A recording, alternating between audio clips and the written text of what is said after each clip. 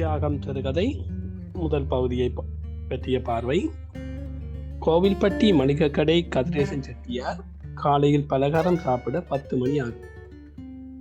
அப்புறம் ஒரு 10 நிமிஷம் உட்கார்ந்து சாப்பிட்ட சிரமத்தை போக்கிக் கொள்ள வேண்டும். அதன் பின் கடையை நோக்கி புறப்படுவார். சரியாக 15 நிமிஷ நடை. 10:25க்கு கடையில் வந்து உட்கார்ந்தார். கையில் கடிகாரம் கட்டாமலே நிமிஷ கணக்கு தவறாமல் வருஷம் 365 நாளும் ஒரே மாதிரியாக அவர் கடைக்கு வருவதும் வீடு திரும்புவதும் இந்த காலத்து கடை சிப்பந்திகளுக்கு ஒரு அதிசயமாக இருக்கும் என்பதை சொல்ல வேண்டியதில்லை. அவர் அந்த காலத்து மனுஷர். அவர் பழகிய உலகம் அவரை விட்டாலும் அவர் அதை விட தயாராக இல்லை. அன்றும் காலை 10:25க்கு கடைக்கு வந்தார். கடைக்குள் நுழையும் போது முகத்தை எப்படி வைத்துக் கொள்ள வேண்டுமோ ஒரு குறிப்பிட்ட முறையில் அவர் வைத்துக் கொள்ள வேண்டும். அப்படி வைத்துக் கொண்ட இந்த முகபாவத்தின் பிரதான அம்சம் கடுகடுப்பு. பிரதானம் இல்லாத அம்சம் ஒரு மாதிரியான விரைப்பு. இந்த முகபாவத்தை கடையில் உட்கார்ந்திருக்கும் வரையில் எக்காரணத்தை கொண்டும் மாற்ற மாட்டார். நண்பர்களோ அந்தஸ்து மிக்க வாடிக்கையாளர்களோ வரும்போது அவர் சிரிக்கவோ புன்னகை செய்யவோ வேண்டிய அவசியம் ஏற்படும்.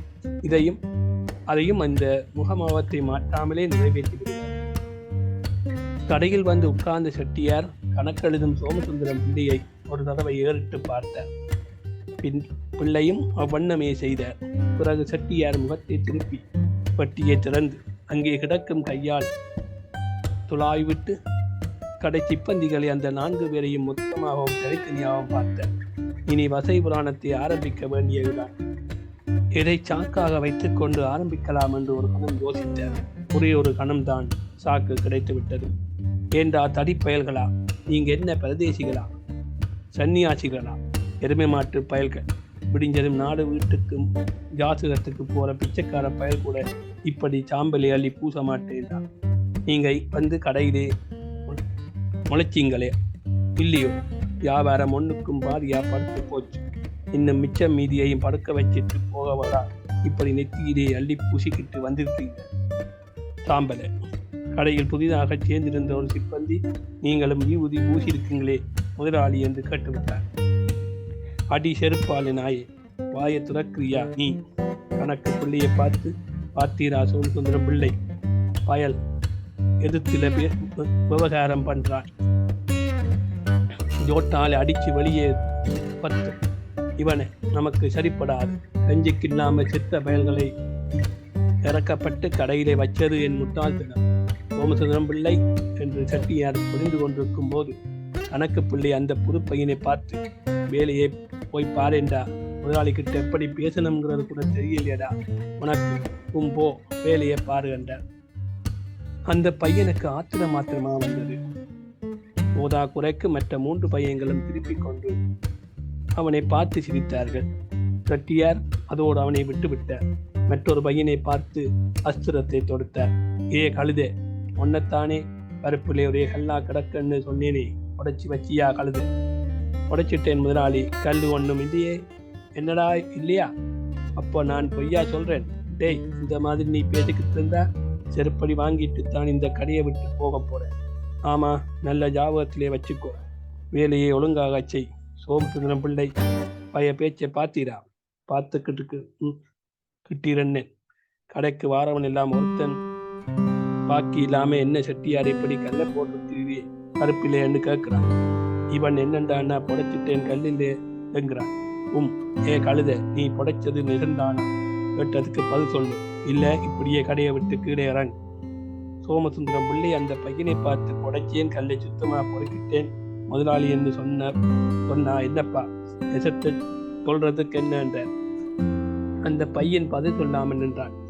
செட்டியார் கடைப்பையன்கள் அத்தனை பேரையும் மொத்தமாக பார்த்து, போங்களே, என் மூஞ்சியிலே முழிக்காதீங்க, உங்களை கட்டிக்கிட்டு மாரடிக்கிறதுக்கு ஒரு குத்துக்கல்ல கட்டிக்கிட்டு மாரடிக்கலாம், குறைஞ்சு போங்களா என்று விளக்கினார். கடைப்பையன்கள் 4 பேரும் உள்ளே போய்விட்டார்கள். உள்ளே போனதும் பழைய 3 சிரித்தார்கள். மறு நிமிஷமே செட்டியார் அவர்களை அழைத்தார்.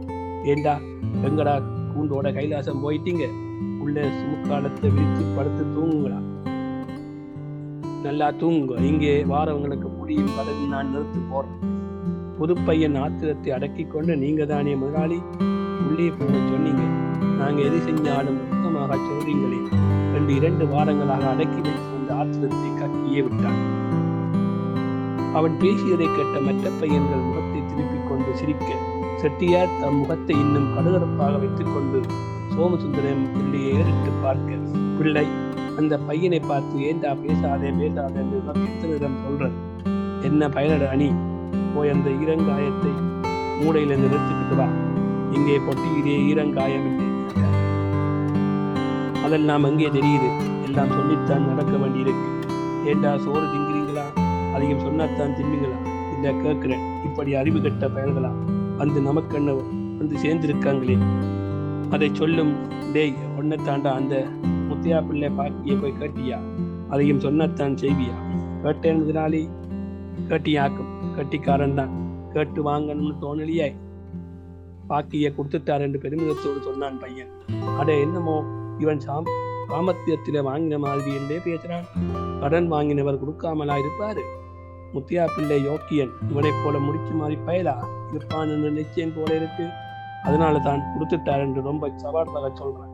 ஏய் நீ எப்படி போய் கேட்ட, கண்டிப்பா கேட்டியா, கண்டிப்பா தான் கேட்டேன் முதலாளி, கண்டிப்பா கேட்டியா, உன்னை யாரடா அப்படி கேட்க சொன்னது, எதம் பதமா பேசணும், உனக்கு எத்தனை விதம் சொல்லியிருக்கேன், கண்டிப்பா பேசினா நாளைக்கு எவன்டா கடைக்கு வருவான். அப்போது சோமசுந்தரம் பிள்ளை குறுக்கிட்டு சர்வசாதாரணமாக, முருகையா அந்த பெரிய கணக்கு நோட்டை இப்படி எடு என்றார். செட்டியார் முருகையாவை விட்டு விட்டார். மற்றொரு பையனை ஏறிட்டு பார்த்து கொண்டிருந்த சமயத்தில் சண்முகம் பிள்ளை கடைக்கு வந்து சேர்ந்தார். அண்ணாச்சி வாங்க என்று அவரை வரவேற்று செட்டியார் அந்த பையனை பார்த்து, ஏய் பரதேசி, நான் உனக்கு என்ன சொன்னேன், என்னலே சொன்னேன் என்று கேட்டுக்கொண்டிருக்கும் போதே சண்முகம் பிள்ளை பேச்சு கொடுத்தார். செட்டியார் ஐயா, நாளைக்கு மதுரைக்கு போறேன் என்று தான் சொல்ல வந்த விஷயத்தை ஆரம்பித்தார். செட்டியாரும் கவனத்தை அவரிடம் திருப்பினார். அத்துடன் சாமான்கள் வாங்கவும் 2 வந்தார்கள். பையன்கள் சுறுசுறுப்பாக வேலையில் ஈடுபட்டார்கள். கதிரேசன் செட்டியார் எப்பொழுது பார்த்தாலும் கடை சிப்பந்திகள் மீது இப்படி சீர்விடுவதை பல வருஷங்களாக பார்த்து கொண்டு வந்தவர் சண்முகம் பிள்ளை. ஒரு நாள் கூட செட்டியார் அன்பாக ஒரு பையனை பார்த்து பேசியது. மாதத்தில் 10 நாட்களாவது அவர் செட்டியார் கடைக்கு வந்து சிறிது நேரம் உட்கார்ந்து பேசிக் கொண்டிருந்து விட்டு போவார். அவர் வந்துவிட்டால் கடை பையன்களுக்கு ஒரே கொண்டாட்டம். ஏனென்றால் அவரோடு பேசிக் கொண்டிருக்கும் போது செட்டியார் சகஸ்த நாம அர்ச்சனையை தற்காலிகமாக நிறுத்தி வைத்து விடுவார் என்பது அவர்களுக்கு தெரியும். செட்டியாரும் கூட அர்ச்சனையை நிறுத்துவதற்கு அதை ஒரு நல்ல சந்தர்ப்பமாக கருதுவார். சோமசுந்தரம் பிள்ளை குறுக்கிட்டு கடை பையன்களுக்கு சொல்ல தொடங்கிவிட்டார். கொஞ்சம் மூச்சு விட்டு ஓய்வெடுத்துக் கொண்டார். பையன்களை தாம் திட்டும் போது தடுத்து நிறுத்துவதற்கு ஒரு ஆள் வேண்டும் என்பதற்காகவே சோமசுந்தரம் பிள்ளை அந்த 30 வருஷ காலமும் தம் கடையில் கணக்கு பிள்ளையா வைத்துக் கொண்டிருக்கிறார். செட்டியாரின் குணாதிசயங்கள் எல்லாம் கடை பையன்களுக்கு மனப்பார்.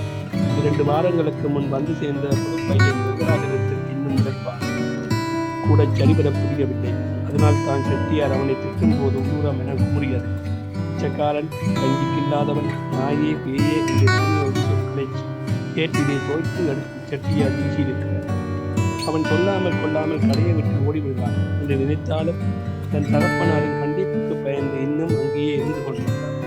அவனுடைய ரோசத்தை கண்டும் செட்டியார் தங்களை திட்டுவதைக் கண்டும் மற்ற பையன்கள் சிரித்ததற்கு காரணம் அவர்களுக்கு மானமோ ரோசமோ இல்லாததா என்று யாராவது நினைத்தால் அதைவிட பெரிய தவறு வேறென்று இருக்க முடியாது. அவர்கள் அங்கேயே இருந்து பழகியவர்கள். செட்டியாரின் வார்த்தைகளுக்கு பொருள் கிடையாது என்று மனப்பூர்வமாக அவர்கள் நம்பினார்கள். அதற்கு பல காரணங்கள் உண்டு. ஒன்று, வேறு எந்த கடையிலும் கடைசி பந்திகளுக்கு கொடுக்கும் சம்பளத்தை விட இங்கே அதிக சம்பளம். தீபாவளிக்கு புது வேஷ்டி சஷ்டைகளுடன் ஆளுக்கு 10 ரூபாய் ரொக்கமும் கொடுப்பார் செட்டியார்.